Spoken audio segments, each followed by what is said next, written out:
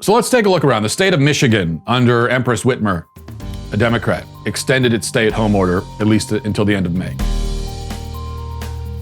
Pennsylvania, under Emperor Wolf, Democrat, extended its stay-at-home order into June.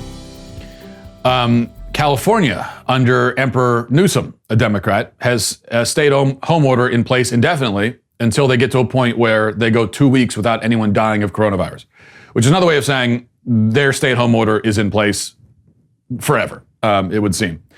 Wisconsin, under Emperor Tony Evers, a Democrat, tried to extend its stay-at-home order, but the state Supreme Court just struck it down, which is great. Thank God. By the way, Wisconsin has had 418 coronavirus deaths total. That's it this whole time in 3 months, 418. And the governor wanted to keep the stay-at-home order in place. Now, you can't help but notice something about these states and the rest of the states that are extending their lockdowns rather than ending them. You can't help but notice that mostly these are states run by Democrats.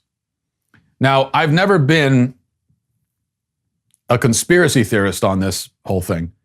Now, the idea that these lockdowns were originally conceived purely as a way to wreck the economy in order to destroy Trump's reelection chances, I didn't buy that, and I still don't. Now, for one thing, Republican governors were doing it too, and for another, Trump himself has been on board with it. So now he's vacillated the whole time and been quite indecisive. But if it was nothing but a plot against him, and he was himself a part of it and cheering it on and approving of it, then that would make him either politically suicidal or the dumbest dupe in the history of dumb dupes. But I don't think that's the case.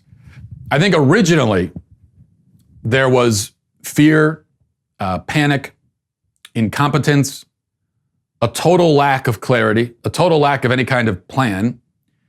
And in the midst of all that, these little would-be dictators, these petty tyrants, found an opportunity to exert the kind of control that they've always wanted to exert. It's the whole reason they got into politics.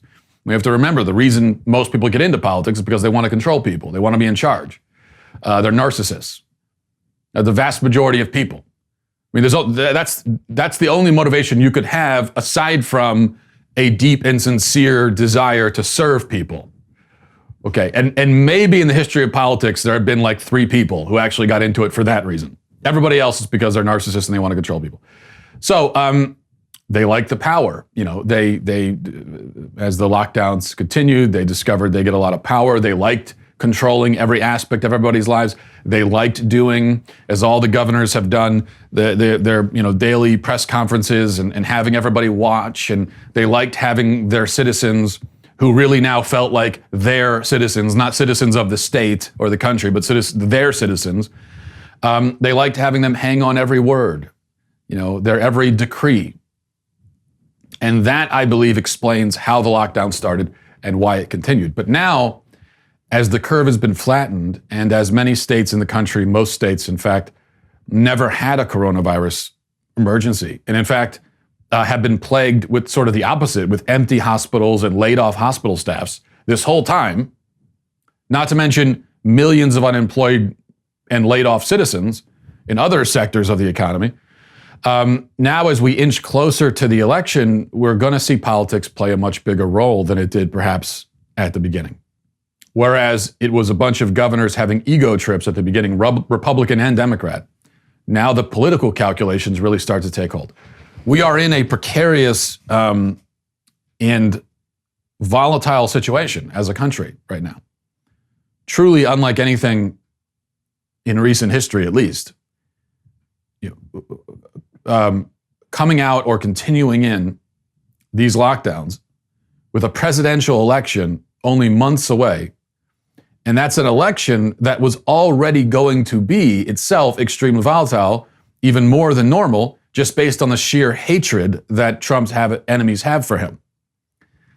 And so, of course, Democrats are going to say to themselves, well, if we open up and everything turns out okay, and the economy starts to climb back and recover, Trump is going to get credit for that.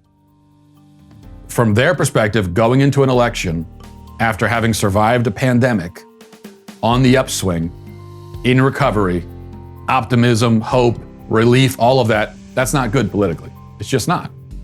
Well, I hope you enjoyed that clip from the Matt Walsh Show. If you did, go ahead and hit that subscribe button right down there so you can stay up to date on all of our future content.